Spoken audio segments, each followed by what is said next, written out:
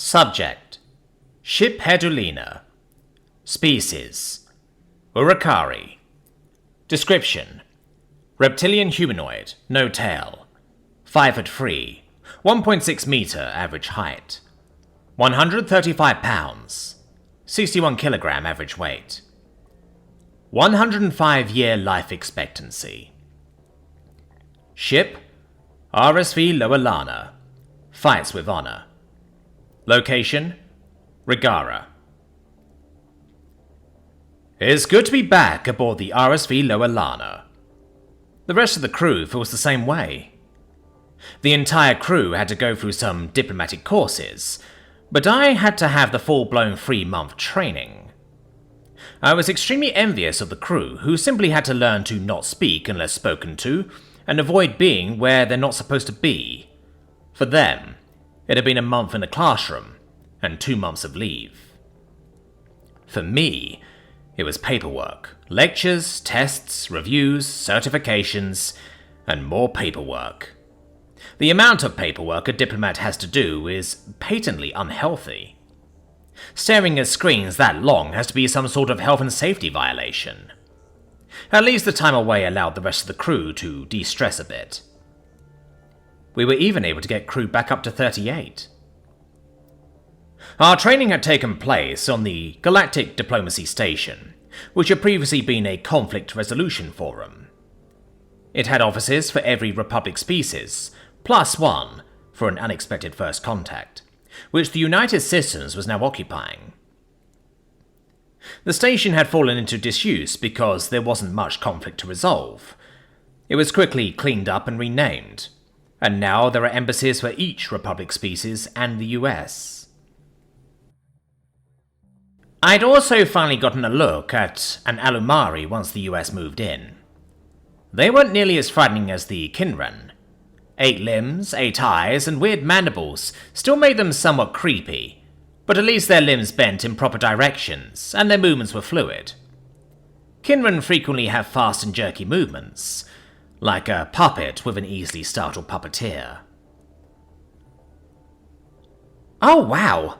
My pay went up 10%! Intel head Corinne exclaimed, jerking me back to reality. "Mine did too. I'm pretty sure all of ours did," Nev head Karan explained. "Mine only went up 6%, engineering head Luna said, sadly. "You get paid more than they do, so a 6% increase is more money than they get." Gruner, my new second, added, "I got a 5% increase, but that's still more money." "Yeah, you're right, second head, I just checked the math," Luna replied. "How much did you get, shiphead?" Corinne asked me. Everyone on the bridge turned to look at me with curious expressions. I had received more training than all of them, and my new job was much more intensive than theirs. So, naturally, I should have received the largest raise. After all, going from a shiphead to a diplomat was a difficult change, but staying a shiphead while becoming a diplomat was even more tasking. 1%, I replied tersely. Eyes widened, and jaws dropped. That's right. 1 measly percent for what has to be one of the most difficult jobs in the galaxy. Shiphead of a warship turned diplomatic vessel, responsible for keeping a good relationship between the Republic and the devastatingly powerful Leviathan, known as the United Systems. It was completely unfair that I didn't get a bigger raise, considering that I will be the first to die in a conflict with the US. Tim told me as much, just before we left for training. In his typical cheery way, he informed me that if the United Systems and the Republic went to war, the Loalana would be the first target. Then they would target the Galactic Diplomacy Station in Rigara, followed immediately by the Republic capital in Winnoros. Sometimes talking to Tim is fun, other times it's unnerving as all hell. The decision to limit my raise had come down from my father, of all people. He had concerns that it would look like the Republic was rewarding me for dragging the United Systems into our war with the OU if they gave me a proper raise.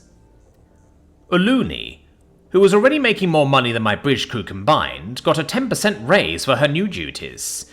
Even though that wasn't at my father's discretion, it still felt like favoritism.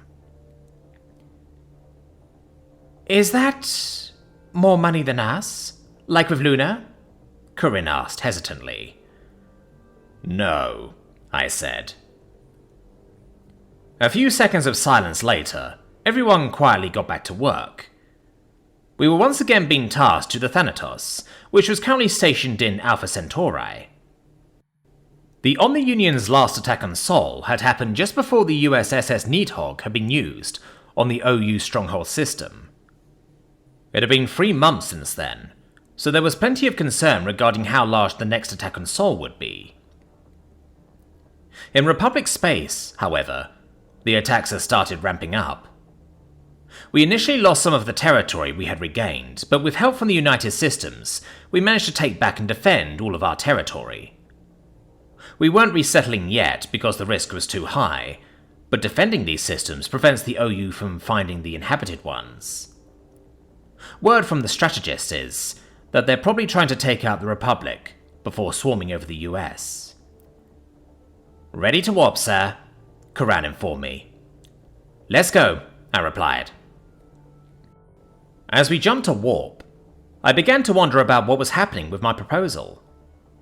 The United Systems using the Republic shipyards to build up their fleet was an idea that the Republic pounced on, and that's to be expected because we have the most to gain. The United Systems was a lot more hesitant, though. They stand to gain more ships and a more capable ally against the Omni Union, but there are those among the US that believe they don't need either. Last month, the mobile prime platforms were declassified, so that probably has shifted opinions a bit. Hopefully, it isn't too late. Thankfully, we hadn't seen any of the MPP since the invasion. We were woefully unprepared to go against a weapons platform the size of a planet, controlled by an artificial intelligence. Even the nearly almighty United Systems took casualties against just one of them. But there are over 100. If they all attacked at once... Arriving in Alpha Centauri, shiphead, Karan announced. Request clearance to dock with the Thanatos, I replied. They've already granted it, Corinne said with a chuckle. I don't understand, Gruner said. Is the Thanatos behind that asteroid? Everyone on the bridge turned to look at her and held their breath. We had all been waiting for this moment. She hadn't been exposed to the United Systems before, and everyone was anticipating her reaction. The briefing had contained all the measurements, but most officers understandably glaze over such things. That's not an asteroid. That's the Thanatos, I said with a grin and a comedic sigh. People really need to start reading their briefings. It took a second for my statement to register, but once it did, her eyes widened and her jaw dropped. The USS Thanatos was the largest ship she'd ever seen, and it wasn't even the largest carrier that the United Systems had. It was actually considered a small diplomatic carrier. You could almost see these thoughts enter her head as she struggled to process this. Everyone else was grinning like children. Alright, let's get docked. I've got a meeting to get to, I ordered, as I leaned back in my chair. At least my orders were simple. Meet with Captain Reynolds, do what he says, put out fires between US and Republic senior officers, and integrate with the US Diplomatic Corps, which, according to Reynolds, would be much easier to do aboard the Thanatos than it would be on the Galactic Diplomatic Station.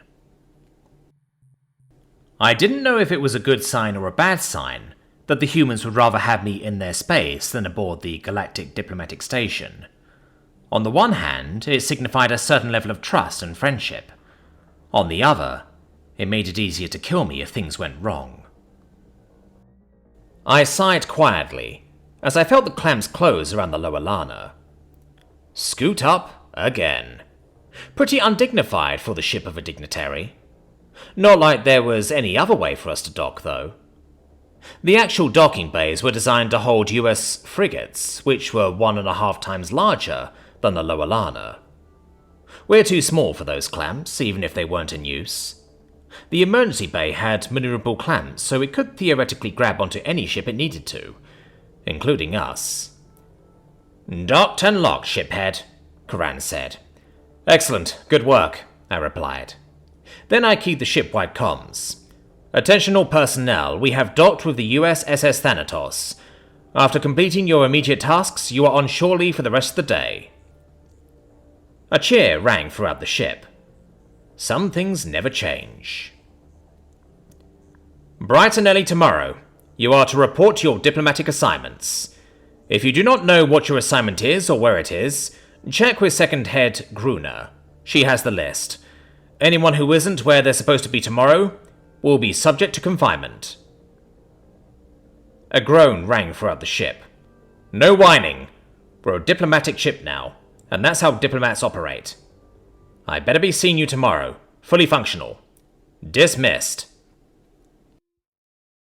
Another cheer rang throughout the ship. I disembarked before any of them managed to, and was met by a familiar hologram. The robed figure was holding a curved blade, what I now know to be called a scythe. The figure waved a greeting to me with a bony hand. "Good tidings, shiphead Alina. I assume your training was productive?" Omega asked. "Yeah, it was pretty enlightening and educating," I replied. "Is everything okay?" "Yes, for now. Why do you ask?" "I wasn't expecting to be greeted by you. I was expecting Tim." "Oh?" Omega asked, tilting his head to the side. "Care to elaborate on these expectations of yours while you follow the deck lights?" The lights on the floor lit up. I began to follow them as I tried desperately to think of something to say to not offend the United System's most powerful AI. "Well, it's just, Tim seems more suited to guiding," I replied, and instantly regretted my word choice. "Is that right? Am I not suited to guiding people? I've been guiding the United Systems for centuries, you know," it replied. It's teasing me, trying to get me to stutter and stumble over my words. Omega wouldn't actually be offended by a slip of the tongue. I hope. That's just my point, though. You're more specialized for oversight than Tim is, at least to my understanding. Having you guide me to my meeting with Reynolds is like having a fleet head as a secretary. There's no such thing as a specialized artificial intelligence, Ulina. Some dedicate more time to gaining certain knowledge than others, but this doesn't prevent them from gaining further knowledge in other fields. As a matter of fact, with our memory capabilities, we're more suited to generalization than any organic ever could be, the AI lectured. That being said, Tim doesn't currently hold the credentials required to know about your meeting, let alone guide you to it. I hadn't actually thought about that. I suppose that all it would take for one AI to take over the position of another AI is a brief learning window. I wondered if Tim could do Omega's job before what Omega had said finally sunk in. "Oh, I'm guessing my meeting with Reynolds has been cancelled," I asked. "No, just put on hold. You have another, more pressing meeting to attend to first." "Who's the new meeting going to be with?" "You'll find out presently," Omega said with a chuckle, at the nervousness in my tone. "It's classified, after all." "I see. I assume that the reason for the meeting is also classified then." "Correct." "Of course it is."